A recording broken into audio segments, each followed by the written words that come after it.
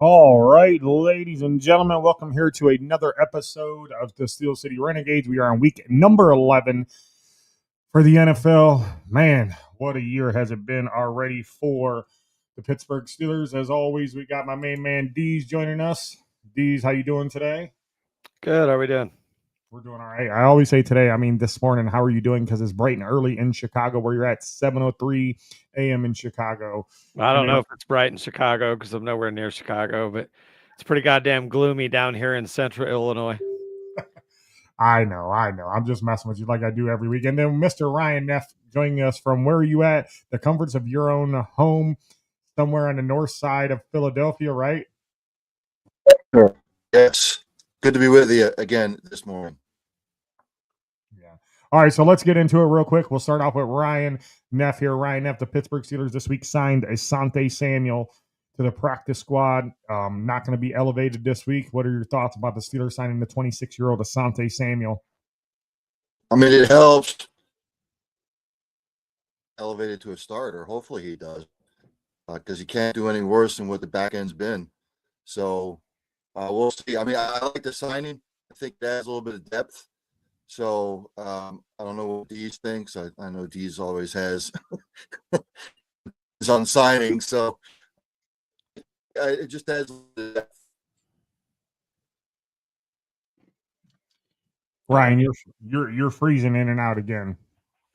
I don't know if it's your internet or wherever you're at, but try to jump back out and okay, go ahead. Go punch your neighbors. Yeah, punch your neighbors. These your thoughts real quick on Asante Samuel signing. I love it. I've heard a lot of naysayers talk about, oh, you can't sign the guy who just had, spinal fusion surgery and everything. But when they talk to Asante about this, he's literally had this since he was a kid. Like, this isn't a football injury that took him out. It was one of those things where he's basically played with some aspect of pain for years and years now. And it just finally got to the point. It's like, all right, let's fix it. And it was fixed by a neurosurgeon or spinal surgeon, whatever. I don't know what the actual name would be, but who is employed at UMPC, which is the Pittsburgh Steelers. It's their surgeon as well. Full medical clearance, and there should be no limitations or restrictions now that he's there. And I think it's a huge signing. This guy, before all of this came out about the surgery, was a top 25 free agent, not a top 25 corner, a top 25 player in free agency until the word came out that he had to have this surgery. So we're getting a hell of a bargain. I don't know what the contract is going to be. Obviously, right now at the practice squad level, he's probably not making much, but I would imagine that there's quite a bit of incentives. But this is a kid that's 26 years old and could be, knock on wood, could be a cornerstone of this team for years to come. Again, he's 26 and Joey Porter is what, 24? Yeah. You could lock these two guys down and say what you want about Joey. And yeah, he gets a lot of penalties, but statistically, Joey has been our best corner, and it's not even fucking close. Absolutely. I like the Asante Samuel signing. I wanted us to get him in free agency. I know when we put it in the group chat, Deez was like, yeah, he's probably gone or whatever. But then he got to Pittsburgh. You didn't hear him, visiting any other teams or whatever, and no feedback on how things went. Next thing you know, it popped up. What was it on Monday that he's going to be signing with the Steelers on Tuesday practice squad? So I mean, yeah, he visited 3 or 4 teams over the course of the weekend, and then Monday, and then Tuesday, he signed and he was scheduled to visit us on Wednesday. So everybody again was throwing up their hands going, well, nobody wants the guy. And Pittsburgh just kind of took it on as a mercy killing. Like, I don't give a shit. He's got medical clearance. I know, just go back and watch how he was. He's a hell of a cover corner. He's a hell of a man guy. He's got it in his blood. His father was a Super Bowl champion with the New England Patriots, at our expense, unfortunately. But I'm a huge fan of it. Even if we just get him through this year, he's going to help. I don't know if the team can be saved at this point, but I would think if I'm Asante Samuel, this is my fucking audition tape. You know, if I want to get paid, like I got to show that I'm here and I'm fine and I'm going to be around a while. Hopefully Pittsburgh takes advantage of that, having him in house and locks him up. And Jalen understands that his days as that primary, lockdown corner are done, and he's a free safety now. And that's exciting at the prospect of Joey, Asante, Jalen, and Deshaun as our core starting defensive backfield. Yeah, I mean, I understand that to the fullest, but they need to make plays. Like they need to make big impactful plays over there from their positions. And we talk about, oh, well, they don't get the ball thrown that way. And last year we were talking about Minka. Is he worth the money because the ball didn't come his way? Who was the problem on this defense? Was it Minka? Was it the play calling? Who was the problem last year? We traded away Minka Fitzpatrick. We got Jalen Ramsey and Jonnu Smith, who only one of them has made an impact so far. And that's Jalen, because Jalen has moved to the free safety spot. And you're right, Deez, we're going to have, if Asante works out, if he does, and, they give him the opportunity to play, which they will probably next week, because we played the Bears next week in Chicago. So I think him and MVS get activated next week, moved up to the 53-man. But on other Steelers notes, we got rid of Juan Thornhill, the former Super Bowl champion with the Kansas City Chiefs, and the former Cleveland Brown. Your thoughts on that real quick? I don't know where Ryan went again. I think he backed out and tried to come back in. But your thoughts on the release of Juan Thornhill? Well, it just didn't work out. I mean, he got exposed in that, was it the Packer game, I believe, where he was just out of place a couple times. When you're the deep safety and you're getting beat behind you, that's not a good look. Juan made some decent plays for us, but it just wasn't enough to warrant keeping him on the field, especially once Jalen made the switch over. I'm still hopeful that Deshaun Elliott can come back. I'm not, very hopeful of that, but I don't know. We'll see. Jabril's should be coming back either this week or next week. I'd expect to see him get some more snaps. And then again, you throw Asante into the mix, and the defensive backfield could at least be decent, I guess, if they keep up their trend over the last couple of weeks of limiting the pass game, at least until that Colts game was kind of a false flag, because we shut them down until the fourth quarter when the game was well in hand. So you look at Danny's numbers, and yeah, he was like 340 yards, but a lot of that came in garbage time. The defensive backfield did their job, which enabled the front seven to do their job. And the formula is right there. That's what, if we're going to have any success both today and moving forward, we have to counter the blueprint that is out right now, which is hit them with the quick passes. Don't let the pass rush get home, and you're going to win the game. You're going to get yards. So if they can do that, which I don't really have a whole lot of faith in, because they haven't given me a reason to have faith in that. But if they can do that, that's going to give us a chance. It's, going to give us a chance to, like I said, get home to the quarterback, let those pass rushers eat a little bit, maybe force some throws that they don't want to make. Get them off their first read is the important part. Juan Thornhill didn't factor into that, and onward and upwards, as they say. These, all I'm going to say last week is Pittsburgh 3 turnovers, Chargers none. The Chargers won the rushing battle, and the Steelers stunk on third down. They were 2 of 11. If they play like two that they had didn't come until absolute garbage time. I mean, it was horrible play calling, both sides of the ball. Defensively, we played pretty well. Mm-hmm. And yeah, they beat us in the run game, but barely. And we shut the run down for the most part until the end, when it didn't matter. The problem is we abandoned the run way too early. Tomlin's been answering questions about that all week, about why can't you get him more touches? And the excuse is, well, we're not converting third downs. Well, you won't have as many third downs if you just commit to the run a little bit more. And then guess what? That passing game is going to open up. And, run game be damned. The bottom line is, if Aaron doesn't have the worst game of his career, we're in a lot better shape. And Aaron even accepted that. Like, he was missing passes all over the place. You know, you can counter a lack of running game if you have a successful short game. But the way Aaron was last week, and to be fair to Aaron, there were some drops and things of that nature as well. One of the turnovers, Calvin Austin looked like he volleyball tapped it right to the defender, you know?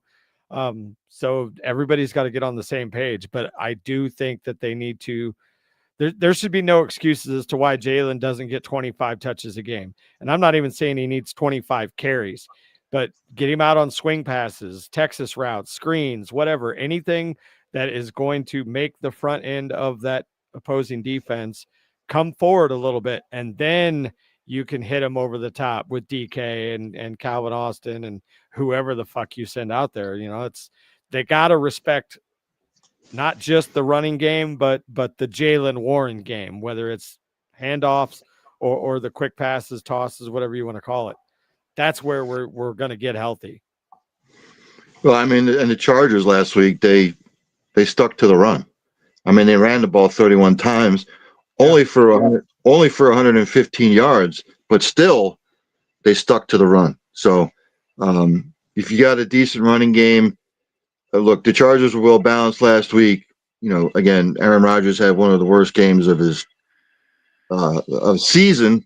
But I mean, like you said, you don't have any confidence. If they play this week like they did last week, they're going to lose. Offensively, absolutely. Yeah. Take that defensive effort. They played well. Yeah, they had a breakdown here or there, but every defense has a breakdown here or there. But if your offense, and this was what I was, pounding the goddamn desk with last year, if your offense cannot sustain drives, your defense is going to get smoked. They're going to hold, and then eventually shit happens. They get tired. Yeah. 37 minutes was the time of possession for the Chargers. That's the game right there. It doesn't. Yeah. I don't care what the statistical numbers are.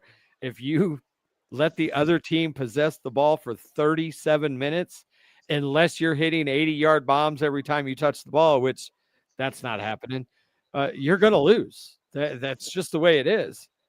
And we third down, we couldn't stay on the field, and we could not manage to get any actual drive going. And once Aaron kind of got out of sorts, maybe he got in his head a little bit, which is weird being how he's been around so long. But it's just once he started throwing a couple bad passes, it snowballed.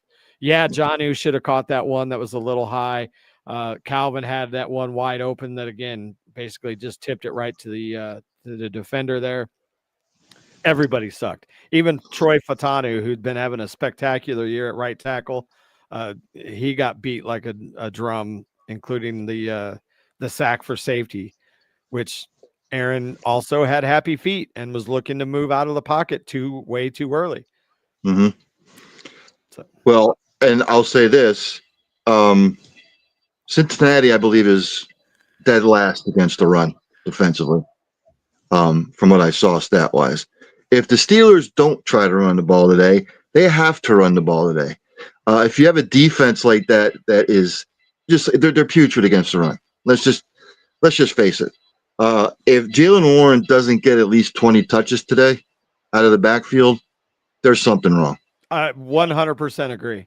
I mean, let's be honest. They're putrid against everything. I think we're probably last against the pass, and rightfully so. But Cincinnati is right there. But yeah, this defense. Look, I think this game is going to go one of two ways, and I'm not sure which.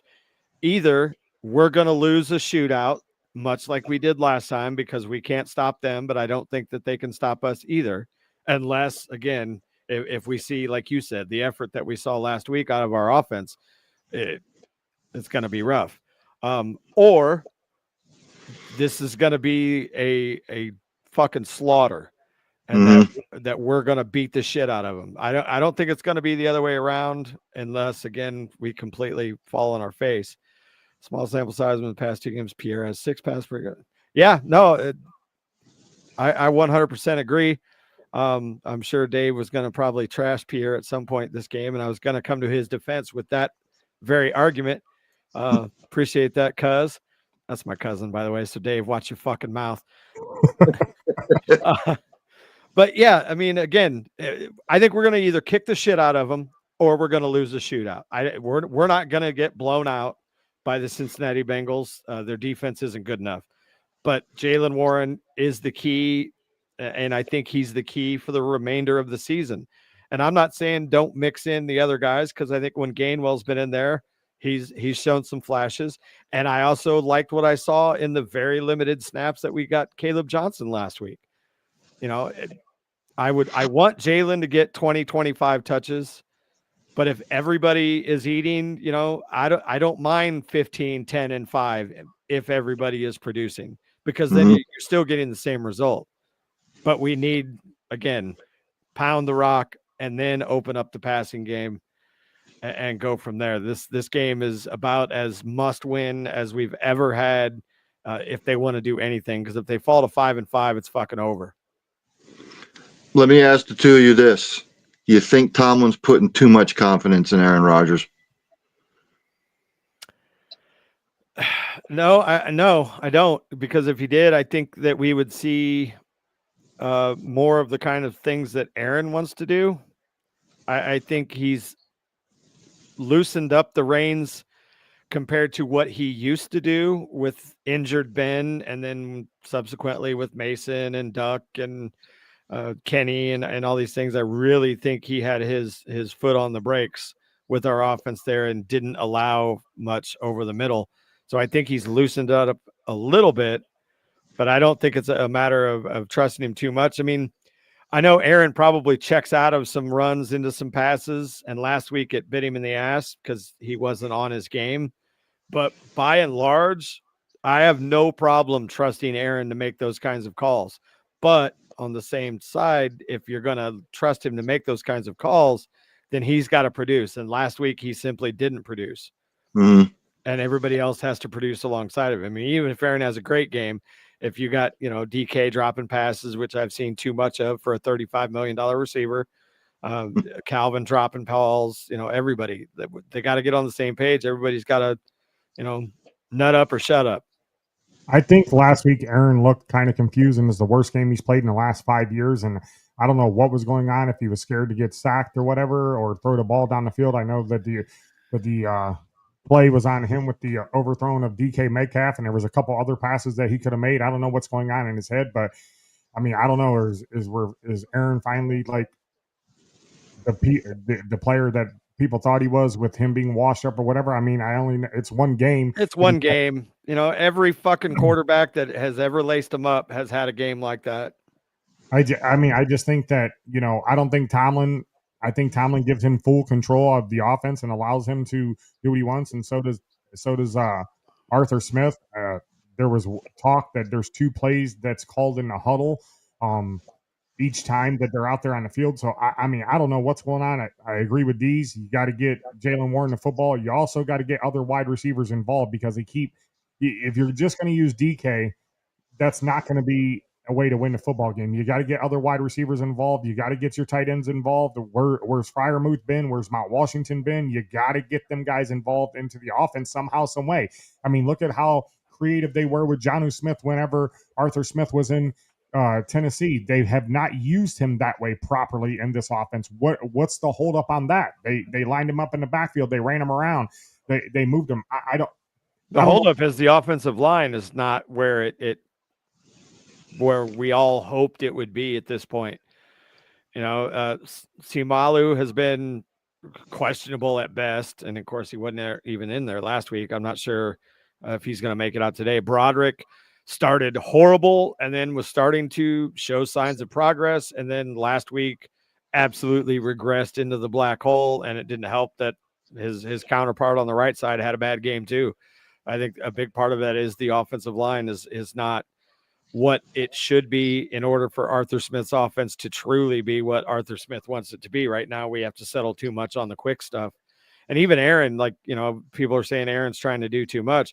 Aaron has said multiple times that he wants Jaylen, he thinks Jaylen should get the ball more. So either Aaron is, lying to our faces to save his own ass, or they're just trying to rely too much on getting cute with all these tight ends and DK Metcalf and not, dancing with who brought you, which is give the ball to fucking Jaylen Warren.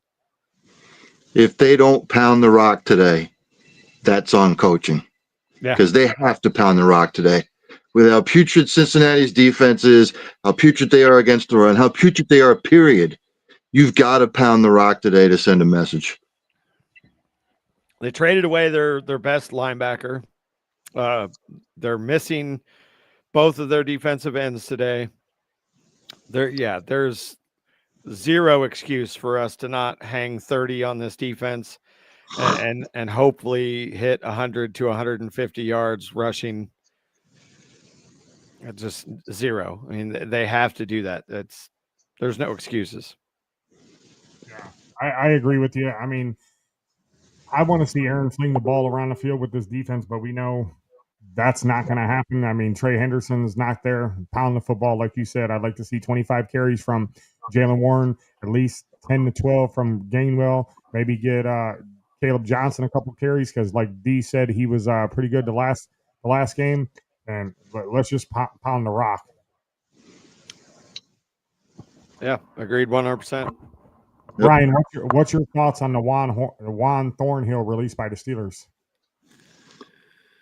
I don't know. I don't know why teams do what they do anymore. Obviously, there may have been an issue there. Who knows? Look, they did it for a reason. I don't know what that reason is. Why do teams do what they do? I don't know. I don't know if it'll ever come out. But I don't know. You guys know better than I do. Yeah. I mean, I think once it was established that you couldn't trust him back there to be that, final stopgap, and you move Jaylen into position, he becomes expendable. Why are we going to pay this guy starting NFL safety salary to go out there for 2 or 3 special team snaps a game? Because we know now that he just doesn't fit what we want here. So he's got to go. We have his position filled, and it was filled by Jabril Peppers, when he gets healthy, obviously. It's time to go. As Coach Noel used to say, get on with your life's work. It's not here. So I'm anxious to see what the Steelers do moving forward, especially today, on how this is going to affect the rest of the season. I know that I had us losing on my paper to the Chargers, as you can see right here. I'll show you guys that I wasn't lying. I got us beating the Bengals, beating the Bears, losing to the Bills, and losing to the Ravens. That's my next 5 games, a big 5-game stretch here. This can make or break the Steelers for the rest of the season. If they play like they did last week, they're not going nowhere. Oh, it's over. Yeah, forget it. Like we talked about when I don't know, potty break or whatever. They have to light it up today. Yeah. One of two things. We go neck and neck and we lose a fucking shootout like last time, or we kick the ever loving shit out of them. Yeah, we got to do some D's. We need a big game. We need a 40-point game from this offense. Yeah, and we need a defense to score a fucking touchdown. And we know Slay is out, which again, like Hunter brought up, we got Juan Pierre stepping in. It'll be interesting to see how he performs in a full-time capacity today. But again, like he said, in the small sample size, when Juan has played, he's been targeted. What was it? 9 Juan Pierre, ain't that a coffee guy? Is James Juan whatever. Pierre, No, you're thinking of Juan Valdez. Juan Pierre, I believe, was a baseball player. Either way, number fucking 42. All right. Okay. All right. He's been sensational in his very limited amount of work, and they say that in practice he's stepped his game up as well. So we'll see how he does. If he's going to be tested, it's going to be today because this receiving core is legit. Joey is going to have to be on Jamar, I would hope 90% of the time, a combination of Joey and Jaylen. and let Juan kind of work T. Higgins. T. Higgins might hurt us a little bit, but they just got to keep him in front and not let him run free the way they did last time. Absolutely. You're right on that 100%. Ryan, what's your thoughts on this game for the Steelers? I know that you guys already talked about it, but AFC North, Baltimore's on the rise. Cleveland, they're not going nowhere. Cincinnati's still in the playoff hunt. I wrote this stat down for this week's game. Cincinnati's 32nd in the league in rush yards per game. Pittsburgh is 30th. I believe Pittsburgh is I want to say 14th against the run, and Cincinnati's 32nd. So something's got to give. Something has to give. Look, I don't think Baltimore's going to lose this week. They play Cleveland. Obviously, you guys are playing the Bengals. They have to win this game. If they don't win this game, Baltimore wins. Now I think they're tied for the division. Yeah.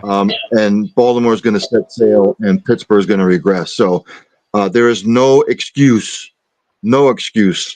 for Pittsburgh to lose this game unless these, like you said, if Flacco starts dinking and doinking, and they allow Chase and Higgins to go off, it's going to be a long game for Pittsburgh.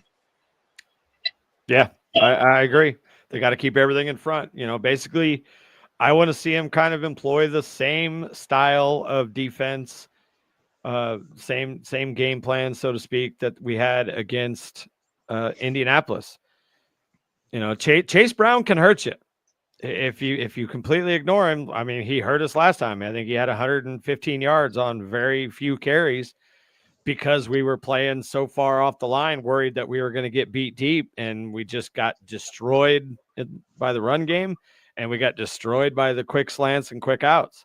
They need to be aggressive and cover for 2.5 seconds, all while maintaining Chase Brown and not letting him get loose. We've done well against the run, just despite the numbers that San Diego, I will never get used to that. It's San Diego. Yeah. Despite what the Chargers did, 115 yards, a big chunk of that, like I said, came in garbage time when they were just trying to eat clock. So if we can keep Brown under wraps a little bit, that gives us a hell of a lot better chance of keeping those other guys on the outside in front as well. I'm curious to get your guys' opinion, since you follow game to game. They've got 3 top-notch tight ends. Why don't they use them? Your guess is as good as mine. Yeah, I don't know. I mean, I realize that the offensive line needs a lot more help. So I think Darnell gets kind of stuck in that role more often than he should.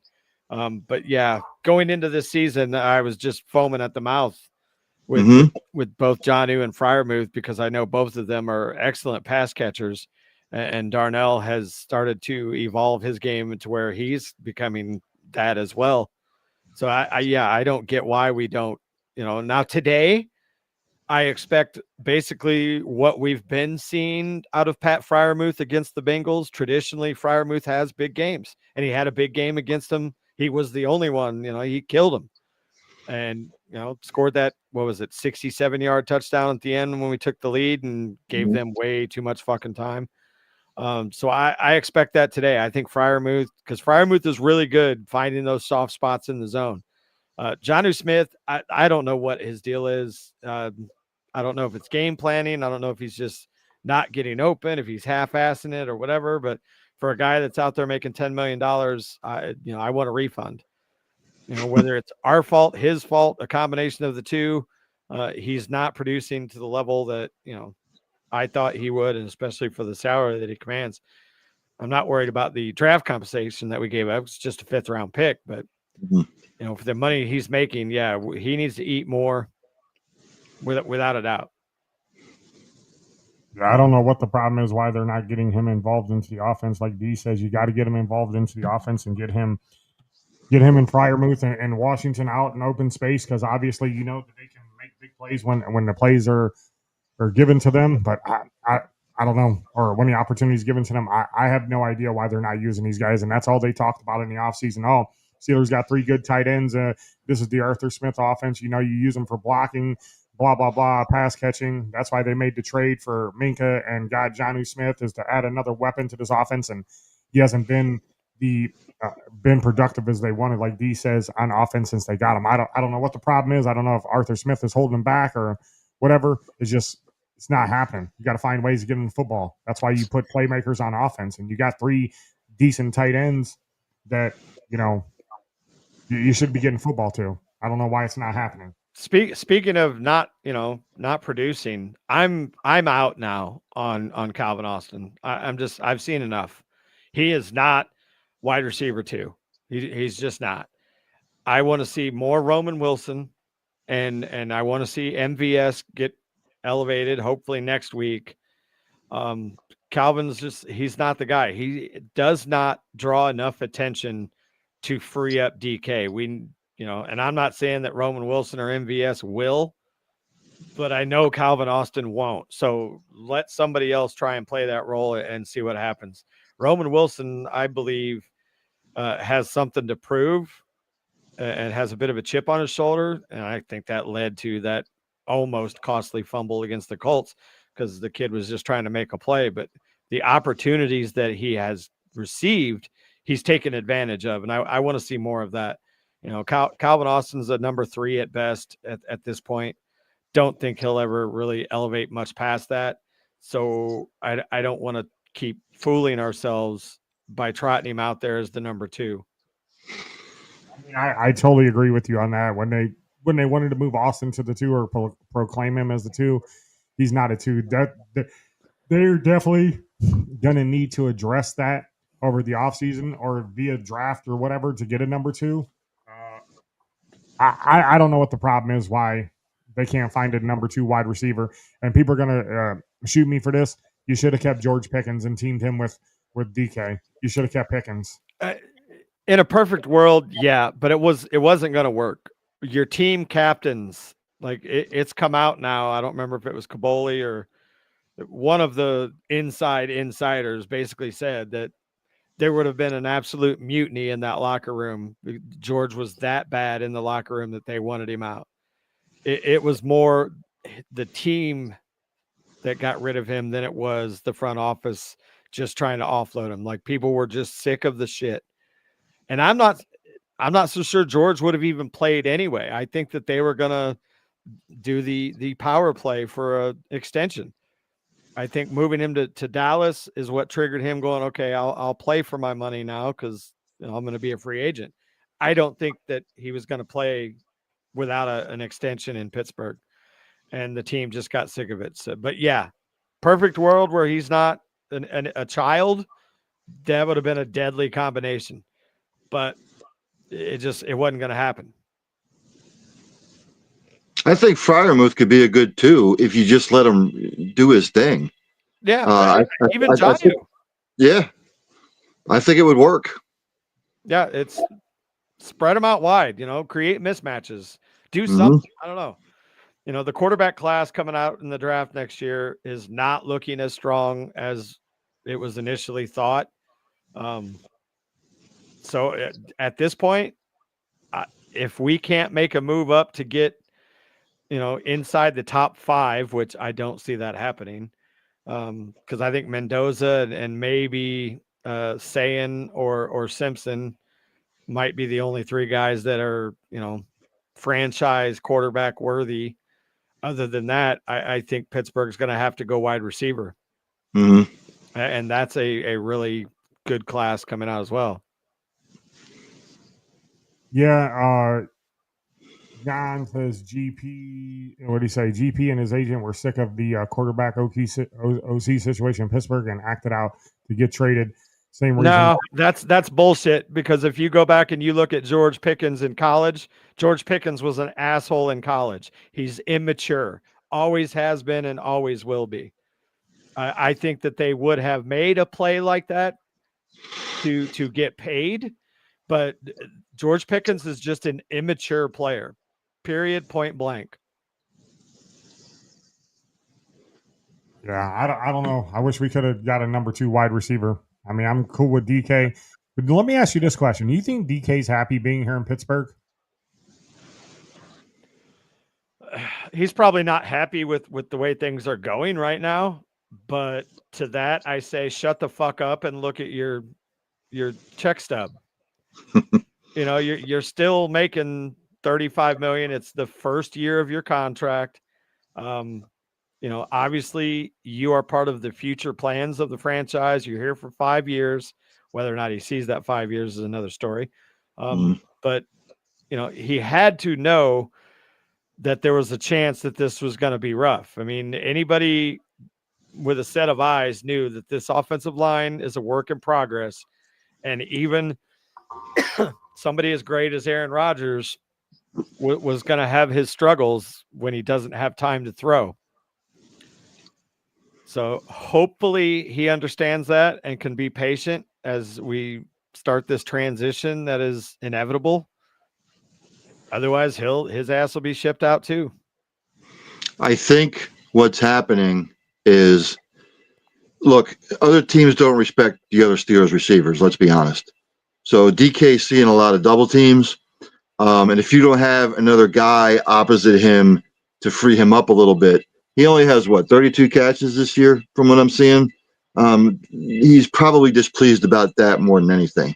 For sure. I'm getting double teamed. I don't have anybody on the other side. We don't have a solid number 2. I'm seeing the double teams.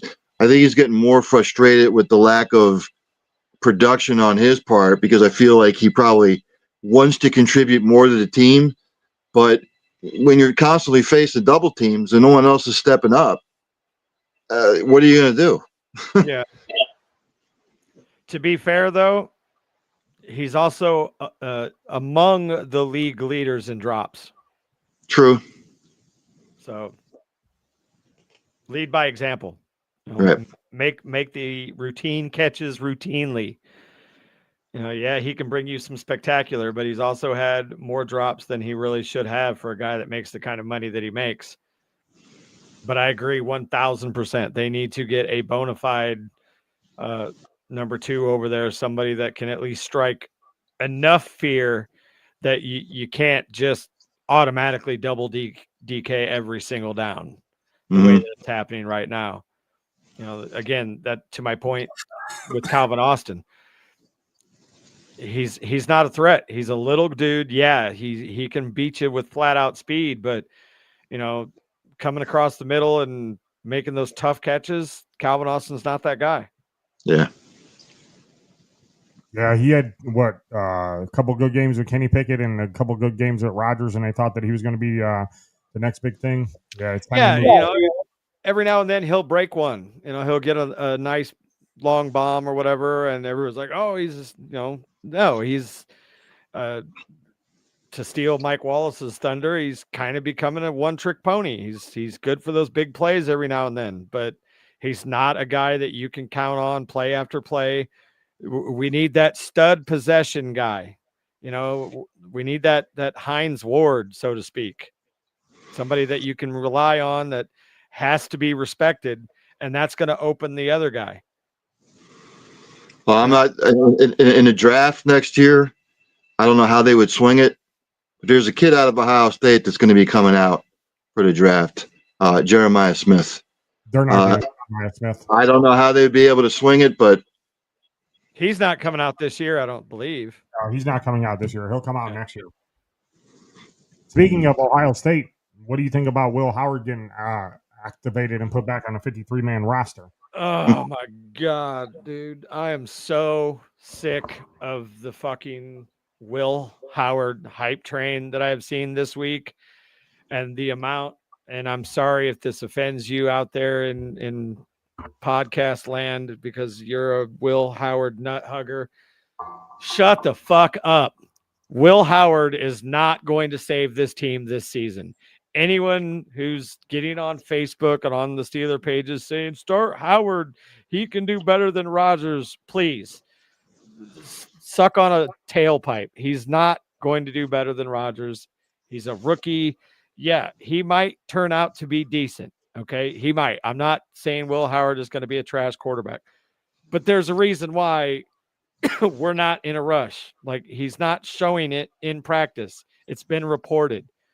Maybe he develops into something good, but what people say or people don't realize or don't think about when they talk about, oh, he's a national champion, you know, look how good he did. Yeah, you know why he did so good? because he had Jeremiah Smith, because he had Quinshon Junkins, because he had Travion Henderson. And who are the other two wideouts at Ohio State, the studs? Oh, Ibuka. Like, sure, he's going to look awesome. And again, he might turn out to be what John Gruden says he is. But if Will Howard touches the field this year, we're cooked. Absolutely fucking cooked. Let him compete next year when Aaron decides to retire, because if I'm Aaron, I'm not coming back to this shithole. Mhm. Yeah, I mean, you're right on that, Dees. I think Will Howard can be a good quarterback in the future. I don't think you overskip Mason this year to bring in Will Howard. I don't think you can do that. And he's the quarterback for the future. Just give the kid an opportunity. Maybe. Well, I mean, I think he is. I think he can. I think he can play, man. I really do. I think Will Howard can play football. I think you have to give him good wide receivers, like Ryan says. You got to give him good wide receivers. He can throw the ball down the field, and he's mobile in the pocket. Yeah. Well, let me ask you this then. Okay. Providing what you just said is true, that he can be the guy. Do you, as it stands today, trust this organization, Mike Tomlin, Art, and Omar, to do right by him and put studs around him? I think Omar will. I think Omar can. Omar's pulled off some trades that I didn't think he would happen. He got DK, he got Jalen Ramsey. I think he could. I really do. Okay. I think that he would go out and get a big name wide receiver for next year, maybe AJ Brown or somebody like that. But I think if you do that, you're gonna have to fire Tomlin, because I think you said it yesterday on the show, D's, or last week, that the offensive game in the NFL has passed Tomlin by. I don't know what it is. Maybe so you is promote the defense, for that matter. I don't know if you promote Arthur Smith as your head coach, or you're going to No. get Mike McCarthy, like you said. And Mike, I mean, I don't know. But I feel that if you don't win this season or get to the playoffs and get a playoff win this year, if you don't, Tomlin's got to go. He's got to go. But he won't. He's not going anywhere. For a couple of reasons. Number one, he's under contract for 2 more years. Next season and the season after. The Rooneys don't pay people to not work. Mm-hmm. It's just super, super rare. Number 2, the draft. There is no way that Art Rooney wants to host the draft in his city in front of all of his fans with a brand new coach getting ready to start a clean slate. It's just not going to happen. I think we could fucking lose out the rest of the year, and I don't think Tomlin goes anywhere for those 2 reasons alone. Maybe, just maybe, he mutually agrees to part ways after next season, and they only have to pay him for 1 year. But there's 0 chance that he's leaving after this season, I think. Unless he resigns, unless he just gets so sick of the noise, which, to be honest, I don't think that's going to be the case, because I don't think Mike Tomlin gives a fuck about anything outside of his own head, which I don't fault him for, but. Yeah. I mean, let me see. John says it's more than adding players. Can this team develop a rookie quarterback? With the current coaching staff we have right now, 1,000,000% fuck no. I mean, let me ask you this question, okay? We talk about developing a quarterback. Do you think that Kenny Pickett was a victim of being a first-round draft pick and hyped up and having probably the worst offensive coordinator ever in the history of the NFL? Was that a factor? Yes, but also a factor, and again, Pitt fans, I'm sorry, Kenny Pickett was not a very good quarterback. Kenny Pickett was a solid quarterback on a Pitt team that was very good in a very weak ACC. Kenny Pickett never was going to be a franchise quarterback for anybody. And he got brought in here because it was the sexy pick for Pittsburgh. Guy from in-house. We're just coming off losing Ben Roethlisberger. So let's get the fans excited and bring in the hometown kid. Kenny Pickett was never, ever, ever going to be a franchise starting quarterback for any team in this league, let alone Pittsburgh. John, another one says, I'm not sure that Tomlin wants a rookie quarterback because of the pressure that will come with him. I see someone like Murray coming. No, Kyler Murray. Absolutely not. If they do anything to bring Kyler Murray, I swear to fucking God, I will live stream it. I will burn every fucking black and gold piece of shit I have in this house. Let me ask you this question. If Rodgers does not come back next year, there's a few names that are out there that are floating around. I know Danny Dimes is on a 1-year deal. I know that Mac Jones is on a 1-year deal. Would you take a flyer on them? Danny Dimes ain't going anywhere. I'm just telling you that right now. The Colts he's not fucking going anywhere. Well, he's only on a 1-year deal, so I know, but trust me, he will not sniff March free agency. Mac Jones, on the other hand, but at the same time, I think Mac Jones thrives in an offense like Shanahan. Would you take Brock Purdy if they decide to get rid of Brock Purdy?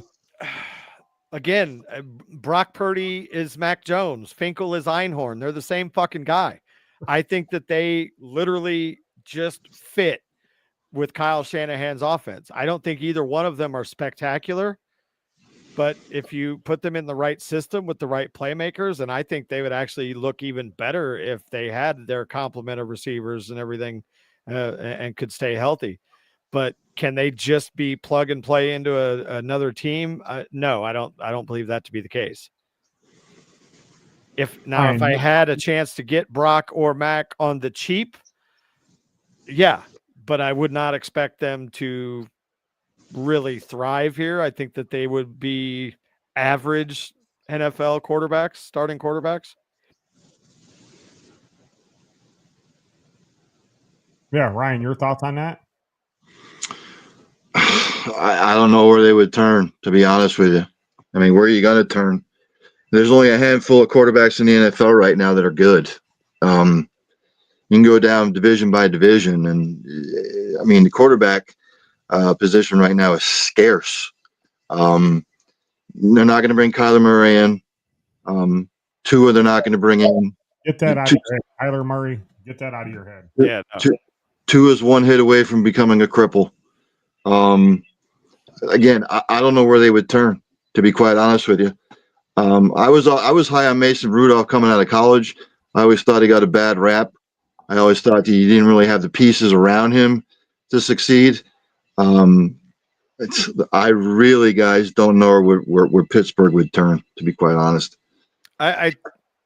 It's got to be Mason or Will next year. They can't throw money at somebody else to come in.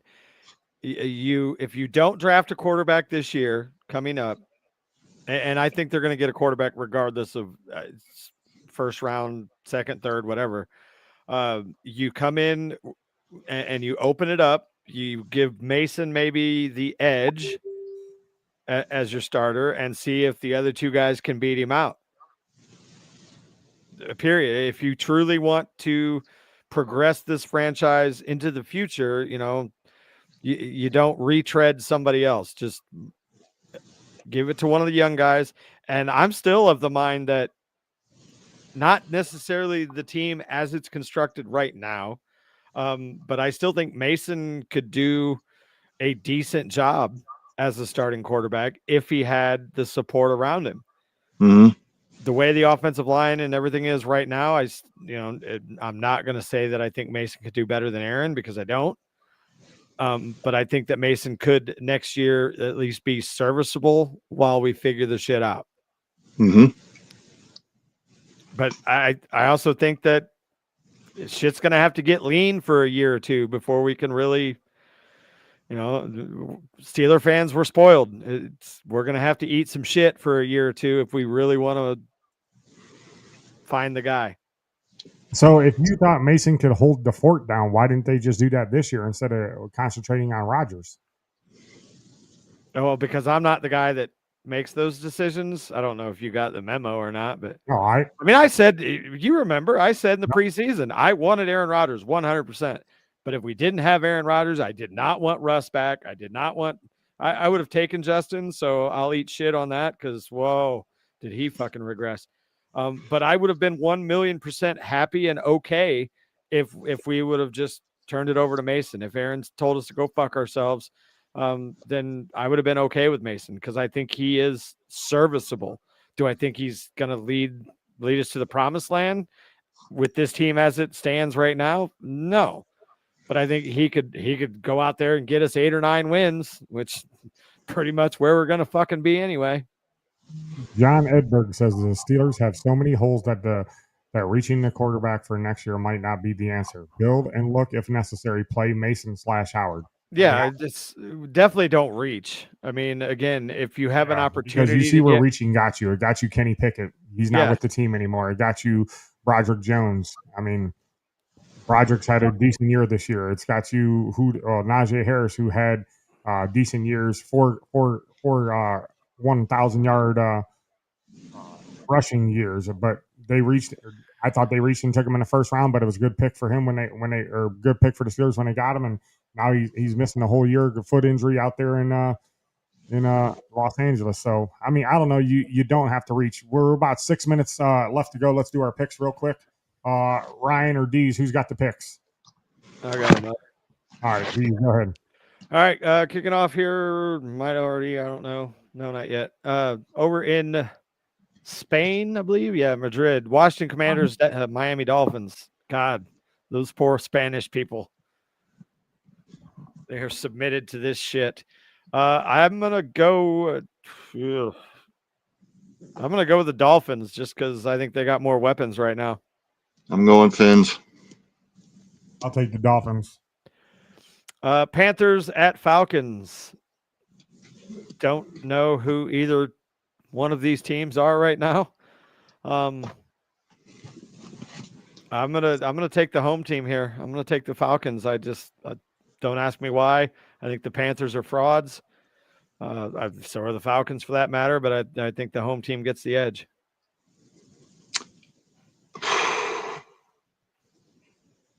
I'm going to go Panthers. I don't know why. Someone has to win. Yeah. I'm going to go Falcons. Yeah, the better running back. So I'm taking Bijan. Yeah. Although statistically, Dowdle's killing it. Then we got the Tampa Bay Bucks going to Buffalo.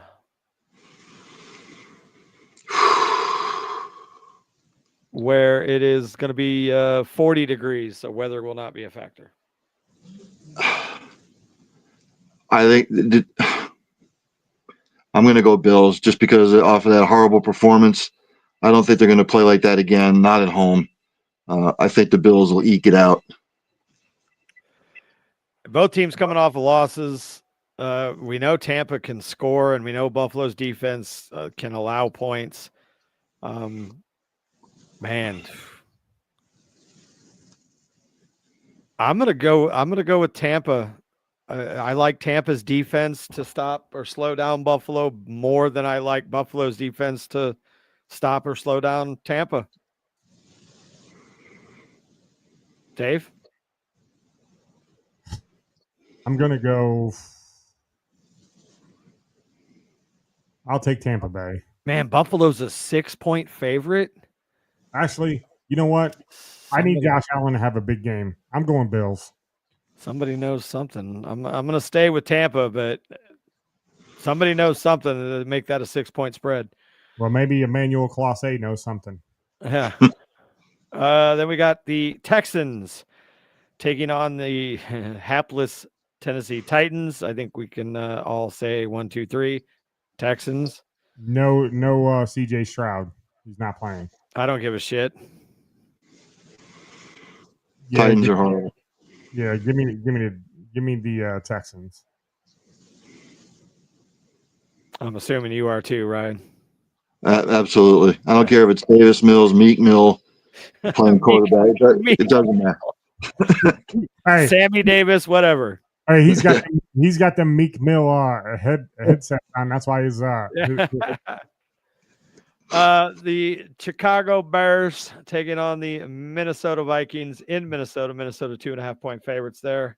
The second favorite team, the Bears. Yeah. Man, I don't want to see Chicago succeed because I'm not a Caleb Williams fan. Give me the Vikings.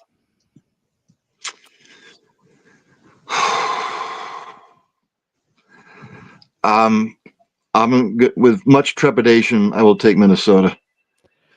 I want to pick Minnesota because I love seeing the Bears fans around here in pain, but I think the Bears are going to win, and I think that that's best for business because then they start to get a little bit of big head and come home next week and maybe overlook a struggling Steeler team that slaps the shit out of them. Although I don't think that's going to happen, but I'm gonna take the Bears. They're on a roll right now, and I hate it. I absolutely fucking hate it. Then we got the Green Bay Packers. Who the fuck are they? Like, talk about teams you can't figure out. Taking on the newly coached New York Football Giants. Who took over as head coach for Brian Dable? Kafka. Oh, Mike Kafka, the former quarterback. Bengals quarterback. Yeah, he was also the Eagles quarterback. Oh, was he? Yeah. Yeah. I think it's gonna be closer than the experts thinks, but I'm Packers can't lose 3 in a row, can they?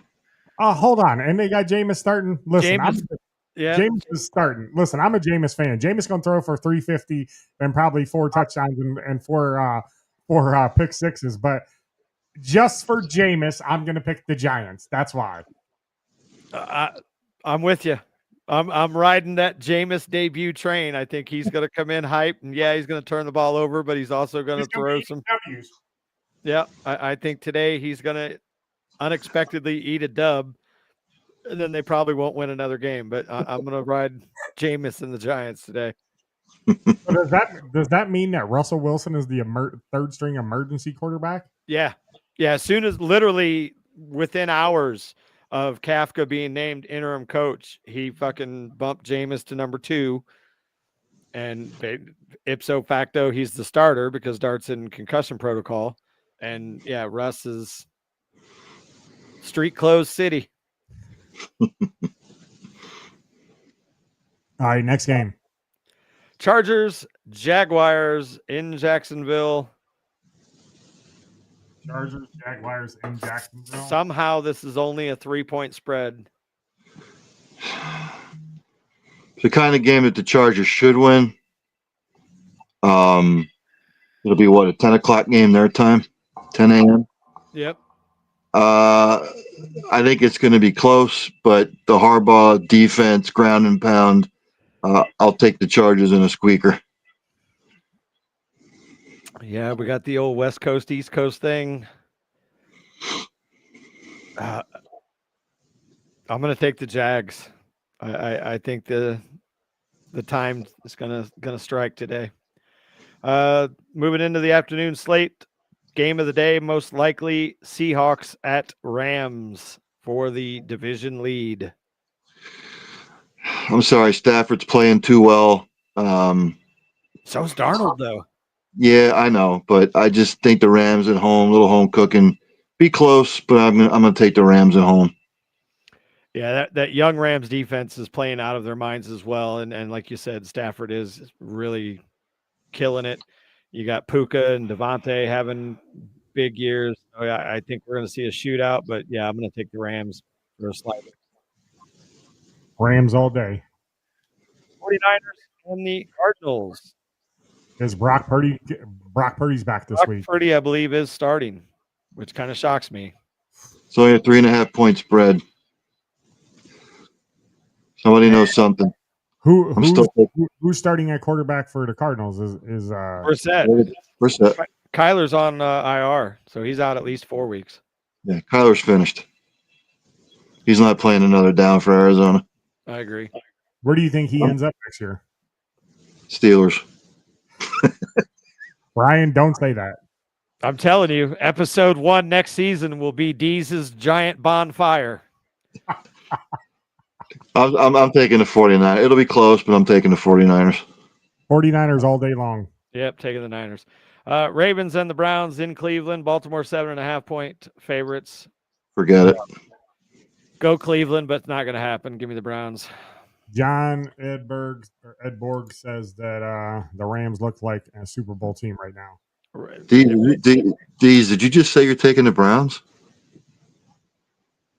No, I want the Browns to win, but I'm Oh, taking the okay. Ravens. I got But you. don't look. This is the kind of game that the Browns win, though.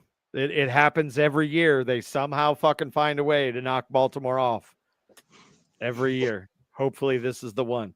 Listen, I'm gonna say this. As much as I don't want them to win, I'm gonna take the Browns. I'm taking the Browns in an upset. I mean, it happens every year. Why not today?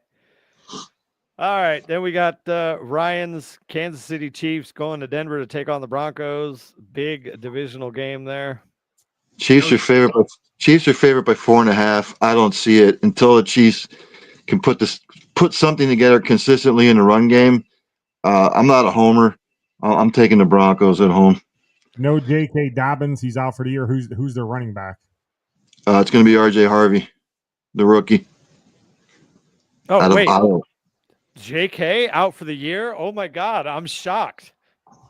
I knew you was going to say something about that. I knew when I said that you were going to say. I'm surprised you didn't message me in the chat and say, "Hey, your boy JK's hurt." I thought about it when it came across the wire yesterday. I literally was going to post it in there and be like, "Fucking told you," but when he's healthy, great running back, 100%. You should just go buy that big screen TV or that smart TV that's for sale in the unscripted chat. I'm gonna take the Chiefs because I don't trust the Broncos offense. I think the Chiefs are gonna find a way to squeak one out against that tough defense. I really do. Do not trust Bo Nix. Bo Nix. Sunday Night Football, Lions, Eagles. At Philly. Philly 2.5-point favorite. I'm going to take the Lions. Yeah, I'm with you. I'm going Lions. Lions are on a roll. Their offense is clicking. Philly, there's some turmoil going on there. I mean, when you got A.J. Brown telling people if you have him in fantasy to drop him. I'm going to go Lions because I think the referees and the umpires are finally going to start calling the fucking tush push offside on the offense every once in a while. I know Philly's at home. I don't think weather's going to be a factor, but I think the Lions will find a way with the double-headed running back. I think they're going to pound the rock. All right, Monday night, Raiders at home taking on the Dallas Cowboys. Does anybody want the Raiders? No. Guys, it's a game that the Cowboys should win, but they always fucking lose these games over the last 3-4 years. I'm sorry. I'm going to take the Raiders. This is a game that's going to make people wish YouTube hadn't settled their dispute with Disney for the whole ESPN thing. I could see the Raiders winning 100%, but the Cowboys offense is still pretty damn good. And I think that they're going to score enough points to win. I don't know, man. Flip a fucking coin. I have no words. Okay. A tie? I'll take the Raiders. 23-23. I can promise you who's going to lose. Anybody who watches that fucking game. Yeah. Yep. And finally, the reason that we're here today, noon, the Cincinnati Bengals come to Pittsburgh to take on the Pittsburgh Steelers, who are, I don't fucking know who they are. And they are just what your title says underneath you. We suck. Yeah, pretty much. Outsider, what do you got, Ryan? I'm sorry, guys, but until the Steelers can prove it to me consistently, for some odd reason, I don't know how, I don't know why, I think the Bengals are going to win a close one. Dave? Listen, I got us on the paper winning here to the Bengals, but Joe Flacco lit us up last time he played us. Our defense I don't know if our defense can stop their wide receivers. They let Chase Brown run all over them last time. I mean, I want us to win, but I'm going to go back on my pick here from early in the season. You guys can see it. I got us to win. I think we're going to lose this game. Yeah, I mean, the Bengals defense has the cure to what ails us on offense right now. That being said, it pains me to say it, but I don't trust this team right now. I don't trust them to put the right personnel on the field. I don't trust them to make the plays when they're there. And I don't trust the defense to make the stops that they have to make. So I think, like Ryan, I think we are going to find our rhythm late and make it a close game. But I think we're going to drop another fucking game to Joe Flacco. Or we blow them the fuck out. It's going to be one of those two, but I'm leaning towards close loss.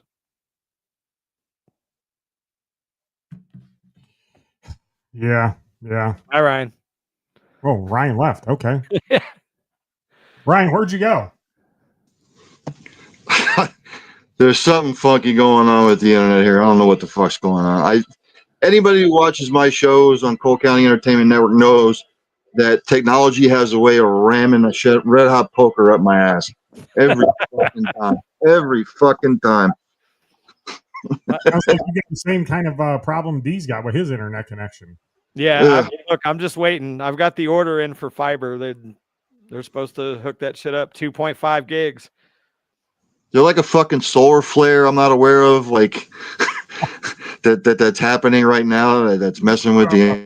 There actually was, I don't know about now, but this past week there's been some phenomenon going on with the northern lights and everything. It was kind of weird, but so yeah, I think we're all in agreement that we're gonna fucking shit the bed today.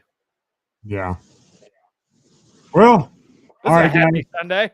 No, not a happy Sunday. At least the sun's shining out here in Elyria. Yes, it is. Yes, it is. Is it shining in the cornfields over there, D's? I can't tell.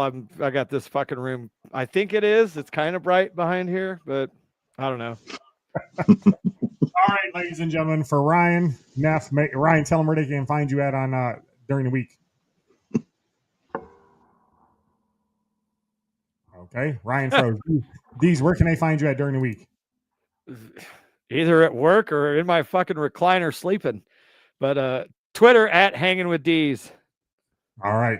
You can find me, Redline Radio, Redline Network, wherever. We'll see you next week, ladies and gentlemen. Have a good one.